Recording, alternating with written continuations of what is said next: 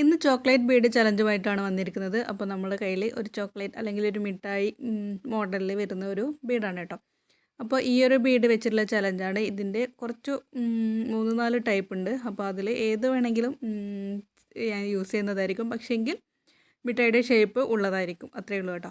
അപ്പോൾ നമുക്ക് തുടങ്ങിയാലോ. അതിന് വേണ്ടിയിട്ട് ആദ്യം വേണ്ടത് elastic thread, gum, hair band base, കത്രിക, പിന്നെ അലിഗേറ്റർ ക്ലിപ്പ്, ആവശ്യമായ മുത്തുകൾ. ആദ്യം തന്നെ ഹെയർ ബാൻഡാണ് ഉണ്ടാക്കുന്നത്. ഹെയർ ബാൻഡ് ഉണ്ടാക്കാൻ വേണ്ടിയിട്ട് ആവശ്യമായ ബീഡ്സും നമ്മുടെ മെയിൻ താരമായ മിഠായി ഷേപ്പിലുള്ള ബീഡുമാണ് കേട്ടോ. അപ്പോൾ ഇതിൽ വേറൊരു മോഡൽ മിഠായി ഷേപ്പിലുള്ള ബീഡാണ്. ഒരു കളർ പിങ്കും യെല്ലോ കളറുള്ളതാണ് എടുത്തിട്ടുള്ളത്. പിന്നെ ചെയ്യുന്നത് ഇതിൻ്റെ അറ്റത്തായിട്ട് ഒരു ബ്ലൂ കളർ ബീഡ്, ചെറിയ ബീഡ് ഒട്ടിച്ച് വെച്ചതിന് ശേഷം ബീഡ് മുഴുവനായിട്ടും കോർത്തെടുക്കും. മുഴുവനായിട്ടെന്ന് വെച്ചാൽ അതിൻ്റെ ഒരു 1/4 ഭാഗം വരെ ബീഡ് കോർത്തെടുക്കും. കോർത്തെടുത്തതിന് ശേഷമുള്ള കാര്യം ഞാൻ കാണിച്ചു തരാം.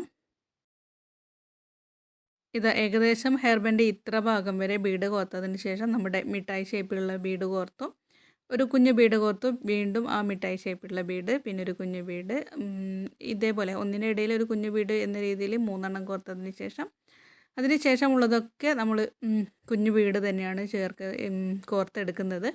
അതിന് അവസാനത്തിൽ ഗമ്മാക്കിയിട്ട് ഏറ്റവും ലാസ്റ്റുള്ള 2 ബീഡ് ഒട്ടിച്ച് വെക്കും. ഇതാണ് ഫൈനൽ റിസൾട്ട്. കാണാൻ ക്യൂട്ടുമാണ്, നല്ല ഭംഗിയാണല്ലേ കാണാൻ. എളുപ്പത്തിൽ ചെയ്യാനും പറ്റുന്നതല്ലേ, കോർത്തെടുക്കുകയേ വേണ്ടു. അടുത്തത് ചെയ്യുന്നത് ബ്രേസ്ലെറ്റാണ്. ബ്രേസ്ലെറ്റിന് നമ്മൾ എലാസ്റ്റിക് ത്രെഡും പിന്നെ ഒരു മിഠായിയുടെ ബീഡ് എടുത്തിട്ടുണ്ട്. അതുകൂടാതെ പിങ്ക് ബീഡ് കൂടിയാണ് എടുത്തിട്ടുള്ളത്. അപ്പോൾ ഒരു കുഞ്ഞു മോളാണ്, ഒരു 3 വയസ്സുള്ള മോളായതുകൊണ്ട് തന്നെ ബ്രേസ്ലെറ്റ് എലാസ്റ്റിക് ത്രെഡ് ചെറുതേ ആവശ്യമുള്ളൂ. അപ്പോൾ അളവിനനുസരിച്ചിട്ട് പിന്നെ എക്സ്ട്രാ നമുക്ക് കെട്ടാനുള്ള ത്രെഡും കൂടി കണക്കാക്കിയിട്ട് വെട്ടിയെടുക്കുക. എന്നിട്ട് മുത്തുകൾ കോർത്തെടുക്കുക. അപ്പോൾ നമ്മളെ താരമായ ആ ഒരു ബീഡ് സെൻറ്ററിൽ വെച്ചിട്ട് ബാക്കി മുഴുവനായിട്ടും ചെറിയ പിങ്ക് ബീഡ് കൂടി കോർത്തെടുത്തിട്ട് നല്ല രീതിക്ക് കെട്ടി വെക്കുക, ഗമ്മിട്ട് ഒട്ടിച്ച് വെക്കുക. അത്രയേ ഉള്ളൂ. സിമ്പിളായിട്ട് വേഗം കഴിയുന്ന കാര്യമാണ്. പക്ഷേങ്കിൽ കാണാൻ നല്ല ഭംഗിയും ആയിരിക്കും.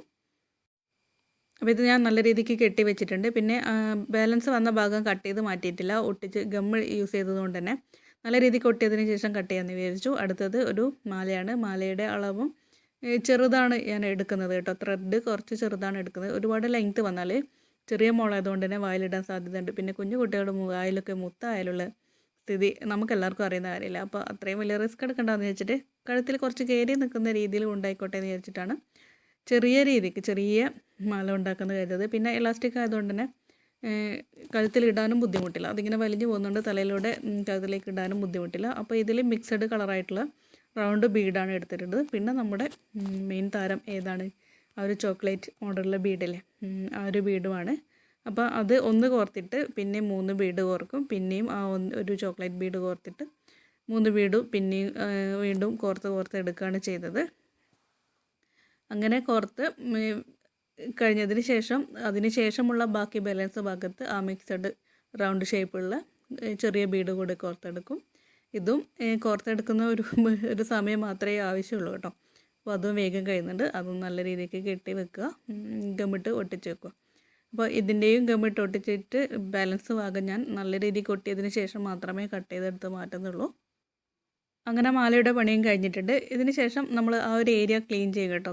എന്ത് ചെയ്താലും അപ്പം തന്നെ അതിന് ആവശ്യമായ പ്രോഡക്റ്റ് എന്തൊക്കെയാണോ, നമ്മൾ മെറ്റീരിയൽ എന്തൊക്കെയാണോ എടുത്തത് അതപ്പം തന്നെ അതിൻ്റെ നല്ല രീതിക്ക് മാറ്റി വെച്ചതിന് ശേഷം അടുത്ത വർക്ക് ചെയ്താൽ നമുക്ക് അവസാനം ആ ഒരു ഏരിയ കാണുമ്പോൾ ഭയങ്കര മൂഷിച്ചലോ അല്ലെങ്കിൽ മടുപ്പോ തോന്നില്ല.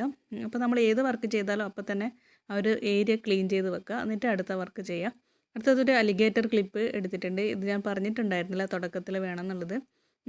അപ്പോൾ അലിഗേറ്റർ ക്ലിപ്പ് വേണം. മിഠായിയുടെ ഷേപ്പിലുള്ള ബീഡ് പിന്നെ ചെറിയ ബീഡ് കൂടി എടുത്ത് വെച്ചിട്ട്, പിന്നെ ഇതിന് ഞാൻ യൂസ് ചെയ്യുന്നത് ഗ്ലൂ ഗൺ കേട്ടോ. ഗ്ലൂ ഗണ്ണാണ്. അപ്പോൾ ഗ്ലൂ ഗണ്ണിൽ ആ മിഠായിയുടെ ഷേപ്പിലുള്ള ബീഡ് വെക്കുക, 2 കുഞ്ഞ് ബീഡ് അതിൻ്റെ ഇടയിൽ വെക്കുക, വീണ്ടും മിഠായിയുടെ ഷേപ്പിലുള്ള ബീഡ് വെക്കുക, കുഞ്ഞ് ബീഡ് വെക്കുക, അങ്ങനെ കണ്ടിന്യൂ ചെയ്തിട്ട് പോവാണ്. അപ്പോൾ 2 അലിഗേറ്റർ ക്ലിപ്പിലും അങ്ങനെ ഡിഫറെൻറ്റ് കളറുള്ള ബീഡ് വെച്ചിട്ട് ഒട്ടിച്ച് വെച്ചതിന് ശേഷം വേറെ ഒന്നും ചെയ്യുന്നില്ല.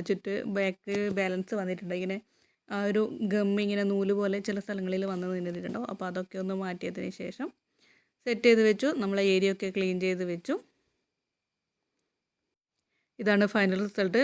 ഇപ്പോൾ ഏകദേശം ആ ഒരു ഏരിയ ക്ലീൻ ആയിട്ടുണ്ട്. ഇനി 1-2 സാധനങ്ങളുണ്ട്, അതുകൂടി മാറ്റി വെക്കാനുണ്ടാവുള്ളൂ. അപ്പോൾ നമ്മൾ പണിയും എളുപ്പമായിരിക്കും, മനസ്സും കൂൾ ആൻഡ് കാമായിരിക്കും. അപ്പോൾ ഇത് എന്ത് വർക്ക് ചെയ്യുമ്പോൾ ആ ചെയ്ത് കഴിഞ്ഞാൽ അപ്പം തന്നെ ആ ഒരു ചുറ്റുപാടും നീറ്റാക്കിയാൽ നമുക്കെല്ലാം എളുപ്പമായി തീരും കേട്ടോ. അപ്പോൾ ഇതാണ് ഫൈനൽ റിസൾട്ട്. എങ്ങനെയുണ്ടെന്ന് കമൻറ്റ് ചെയ്യണം കേട്ടോ. അപ്പോൾ നമുക്ക് മറ്റൊരു വീഡിയോ കാണാം. ബൈ.